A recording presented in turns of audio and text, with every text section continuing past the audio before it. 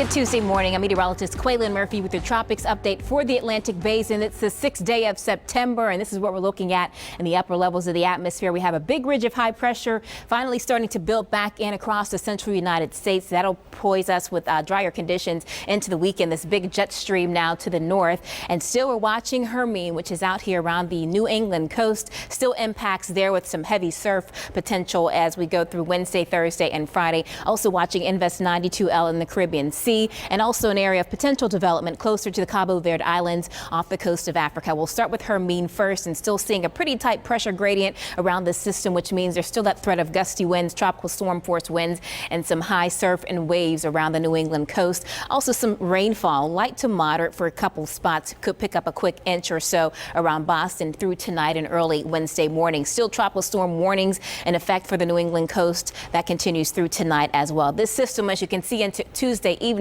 could still produce winds of 50 miles per hour at its center into Wednesday, 45 miles per hour, pretty much just hovering around the same location. Very small changes in its direction, but enough change as we get into Wednesday and Thursday that'll finally help this system start to move out into the New England states, away from the New England states into the Atlantic waters. By Thursday, we're looking at winds still of 35 miles per hour potentially. So again, strong winds, tropical storm force up to 140 miles from the center of the system, still having impacts along the New England coast. Rainfall less than 1 inch for the east coast of the United States, and still some storm surge and tide concerns along with large waves and rip currents. That will be the case, as I mentioned, through Wednesday and Thursday of this week.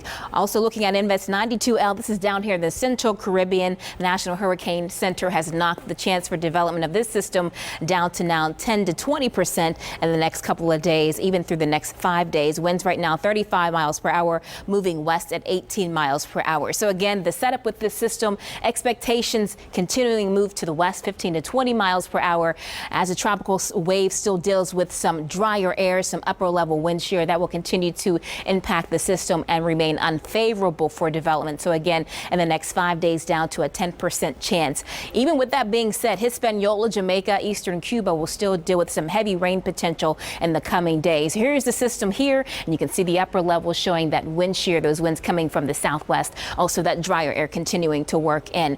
We always look at our global forecast models. Those are really a good tool to try to help us see if we see any development or if any solutions are indicating development. This is our GFS forecast model. Not too much happening here in the Caribbean Sea, even in the Gulf of Mexico. This takes us through Saturday. So really nothing that we're picking up on that draws our eye in closer to make us be concerned about the system. The same goes for the European model. Now we could see some of that moisture shifting towards the Yucatan Peninsula, maybe into the Bay of Campeche. It's just something we'll keep a close eye, though, on in the coming days. Again, the National Hurricane Center not too worried about that system. Now, this wave out west, or further out east, off the western coast of Africa, could become more favorable for development in the coming days. Conditions certainly more favorable as the drier air has less of an impact. We'll watch that system, though, expected to move into the central Atlantic waters. In the Pacific Basin, we go now to Hurricane Newton. No concerns for us, but around the Baja California Sur area, making landfall now. Winds of 80 miles per hour, so that's Category 1 classifications.